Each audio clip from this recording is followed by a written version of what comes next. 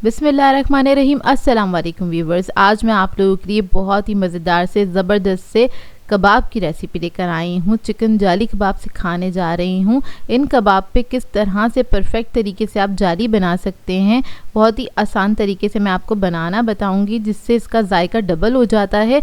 दिखने में जितने खूबसूरत लगते हैं, खाने में बेहद मज़ेदार होते हैं जाली कबाब। इनको आप बना के दावतों पे सर्व कर सकते हैं, एज अ साइड डिश के तौर पे या फिर स्नैक के तौर पे भी सर्व कर सकते हैं। और हाई टी के लिए तो ये आइडियल रेसिपी है, बहुत ही परफेक्ट रेसिपी है। और अगर आप लोग चाहें तो अपने बच्चों को लंच बॉक्स में भी बना के दे सकते हैं। तो चलिए आइए वीडियो स्टार्ट करते हैं। तो यहाँ पर हमें चाहिए होगा चिकन का कीमा आधा किलो के बराबर। तो ये मैंने ले लिया है। इसके अंदर ऐड करेंगे हम ज़ीरा पाउडर 1 टीस्पून के बराबर। लाल मिर्चों का पाउडर ऐड करेंगे 1.5 टीस्पून। हरी मिर्चें ऐड करेंगे 2 टेबलस्पून बारीक कटी हुई। लहसुन अदरक का पेस्ट ऐड करेंगे 1.5 टीस्पून। गरम मसाला पाउडर ऐड करेंगे 1 टीस्पून। नमक ऐड करेंगे इसमें 1 टीस्पून। काली मिर्चों का पाउडर ऐड करेंगे 1/2 टीस्पून।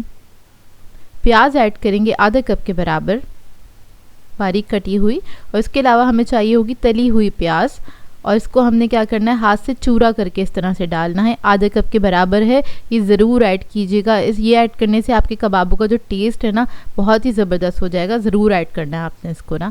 तो इसको आपने इस तरह से हाथ से चूरा करके और ऐड कर देना है इसके अंदर।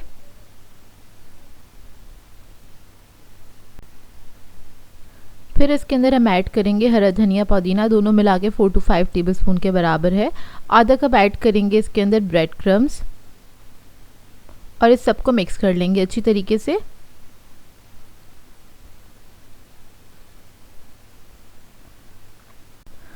बस इसको आपने बहुत अच्छी तरीके से मिक्स कर लेना है। इसके अंदर हम एक इंग्रेडिएंट ऐड करना भूल गए थे, तो वो हम अब कर लेते हैं। तो इसके अंदर ऐड होगा टमाटो केचप 1.5 टेबलस्पून के बराबर, 1.5 टेबलस्पून।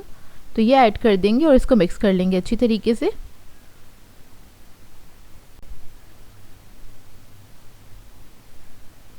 तो देखिए मिक्सचर हमारा बहुत अच्छी तरीके से मिक्स हो गया। अब हम क्या करेंगे, इसके कबाब तैयार कर लेंगे।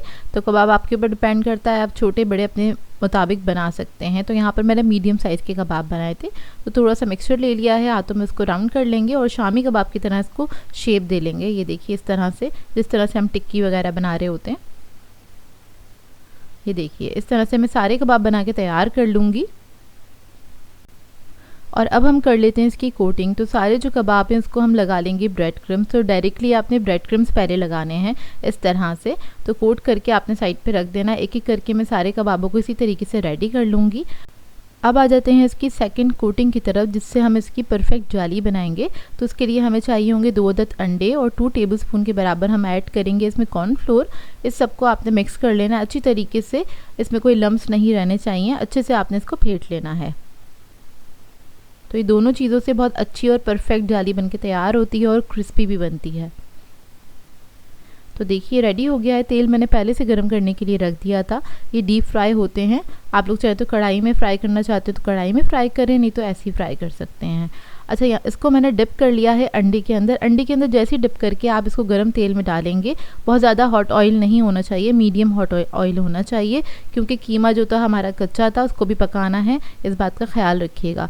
अच्छा, इसको आप जैसे ही आप डालते हैं ऑयल के अंदर तो थोड़ी सी जाली बन जाती है, लेकिन एक्स्ट्रा इसको क्रिस्पी करने के लिए आपने इस तरह से जो अंडा है हाथ में लेना है और इसकी ना छींटे मारनी है इस तरह से, जिस तरह से हम पानी वगैरह नहीं डाल रहे होते। इस तरह से क्या होगा, इसके ऊपर एक जाली सी बन जाएगी, वो इसी के ऊपर स्टिक हो जाएगी। तो ये देखिए इस तरीके से आपने इसको थोड़ा अलग अलग करके, ताकि एक दूसरे से ये चिपके नहीं, और आपने इसकी जाली बना लेनी है। इसके बाद टर्न कर देंगे। जब एक तरफ कलर आ जाएगा तो दूसरी तरफ से भी हम इसकी जाली बना लेंगे। दूसरी तरफ भी अंडा इसी तरीके से हल्का हल्का सा डाल देंगे, बहुत ज़्यादा नहीं डाल रहे हैं अंडा। आप कह लें मुश्किल से हाफ टीस्पून के बराबर अंडा एक तरफ जा रहा है। तो देखिए इस तरीके से डाल दिया है। अब हम क्या करेंगे, थोड़ा सा ऑयल इस तरह से ऊपर करके डाल देंगे। मैंने फ्राइंग पैन में इसको फ्राई किया। आप लोग चाहें तो कढ़ाई के अंदर भी, डीप जो कढ़ाई होती है उसके अंदर भी इसको फ्राई कर सकते हैं।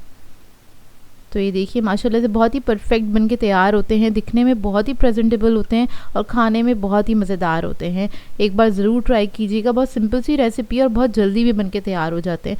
मतलब अचानक से मेहमान आ जाएँ आपके घर में, आप इसको फ़ौरन से बना सकते हैं, आधे घंटे के अंदर बन के तैयार हो जाते हैं। तो देखिए सारे कबाब मेरे जो थे वो फ्राई हो गए, इसको अब मैं निकाल लूँगी। इसको मैंने केचप के साथ सर्व किया था। अब आप लोग चाहें तो इसको दाल चावल के साथ भी सर्व कर सकते हैं, पुलाव के साथ सर्व कर सकते हैं, या फिर किसी भी डिश के साथ एज अ साइड डिश के तौर पे सर्व कर सकते हैं। तो देखिए कितनी परफेक्ट जाली बन के तैयार हुई है। अब मैं आपको इसको तोड़ के दिखाती हूँ अंदर का इसका लुक।